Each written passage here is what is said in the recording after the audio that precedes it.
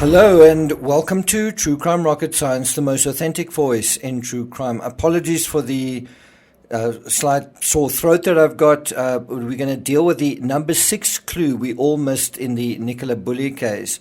I don't think it's rocket science to suggest that Nicola may have tried to retrieve Willow's ball when she stumbled and fell into the river. And it's not a new theory either. The Sun shared this police theory as early as February 3rd, about a week into the search. And about a week later, I dealt with it independently as well.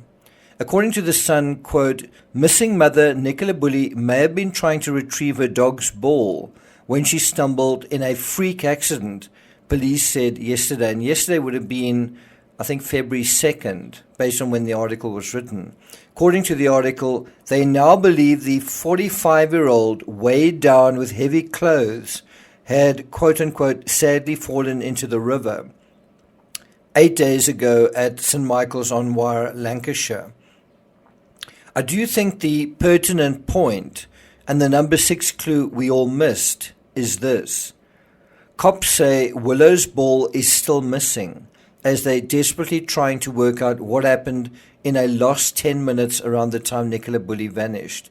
And so we seem to have official confirmation that Willow's ball is part of this story. Well, if it is, doesn't that change everything?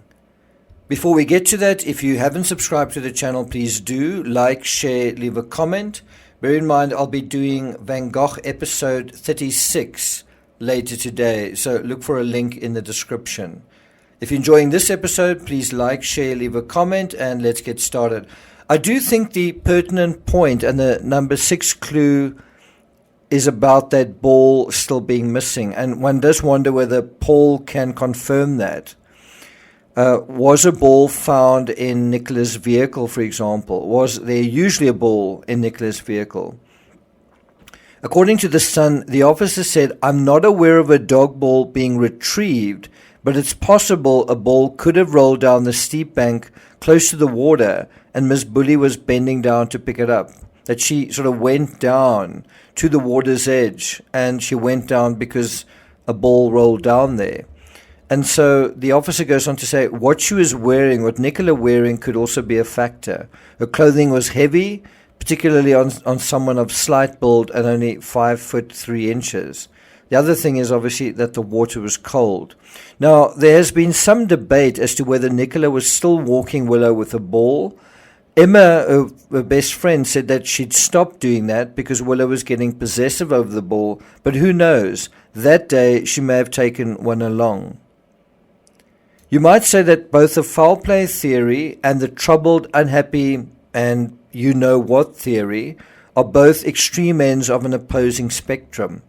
Well, imagine if there's something in between those two theories. Imagine if Nicola was sitting at the bench, participating in the sense that she was logged in and watching a team's call while trying to keep Willow occupied. Because she's a mother of 2, she had to have developed that sort of multitasking that so many mothers do need to apply. And so she's possibly trying to manage Willow, trying to keep Willow occupied while she was sitting down dealing with this call. And bear in mind that the call was lasting all of about half an hour.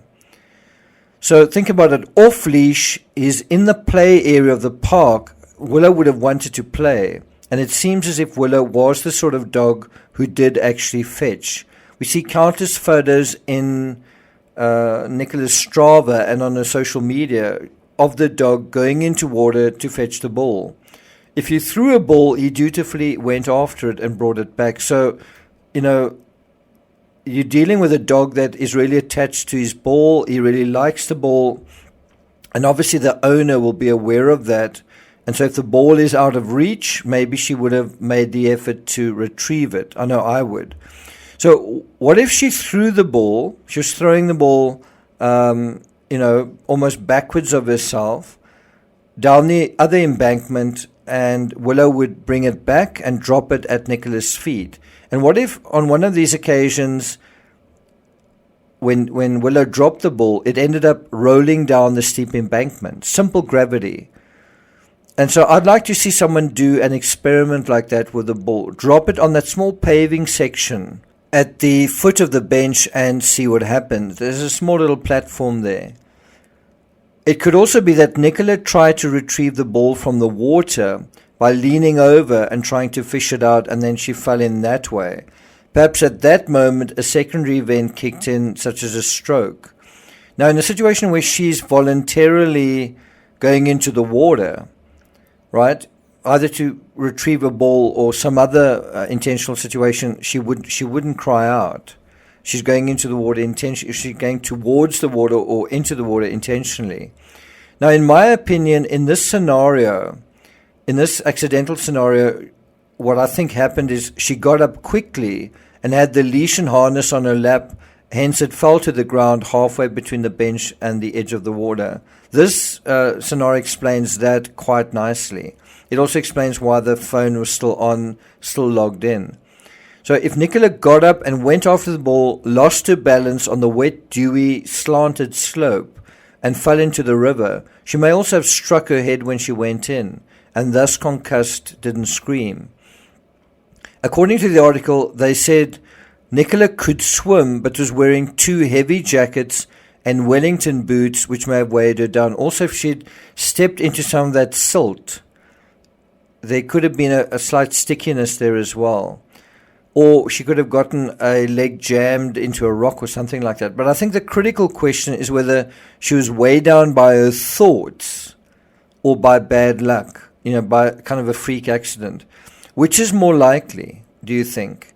And whether you believe the foul play theory is more likely or not, if you say, okay, I think the foul play theory is more likely, but of the 2 other theories, which is the more likely of the 2 other theories? And so there, I think you've got to look at, what do we know? What do we know about Nicola's backstory? What was the context? What was going on in her life at the time?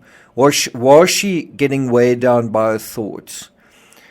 Was that a factor, or is it irrelevant? This was just bad luck. And although I think the accident theory works, it does make sense. Think about that welfare check. Was it 17 days earlier? On January 10th, was that irrelevant? I don't know if it was. Going back to the article, quote, the mortgage advisor, 45, was last seen walking at 9:10 a.m. on Friday, January 27, shortly after dropping her 2 daughters at school in St. Michael's on Wire. At 9:20 a.m., police believe her phone was on a bench while connected to a work team's meeting, which ended 10 minutes later. Now, it's interesting that the majority of people following this case, certainly based on my polls, the True Crime Rocket Science polls, it seems like most people believe foul play still to be the most likely scenario. And it seems that in order to believe that, you've got to dismiss the items on the bench. And I guess you've got to dismiss the bench itself as well. And I think you've got to dismiss the fact that Willow's there as well. In other words, you've got to dismiss pretty much everything in order to come up with a foul play scenario. In other words, you say where Nicola was last seen isn't where she was last seen, and everything that is there is a decoy in order for the foul play theory to kind of work. And I guess when you do that, when you just dismiss things, you can then invent any scenario. I do think both the accident and intentional scenario are both anchored not only in the evidence at the scene, but in the psychologies of both Nicola and Willow as well. These theories, in my opinion, are more realistic because they are grounded in the reality of the scene, of the circumstances, of the identities of the woman and the dog, rather than projections onto and into the scene. Do you agree with that? This is the difference between seeing the woods for the trees and getting lost in the psychological woods. Tomorrow night, in a special live discussion, I'll be taking the narrative back to those verboten psychological woods, that sort of forbidden area that we're not really supposed to talk about. So look out for that. Thank you for listening, and I'll see you guys next time.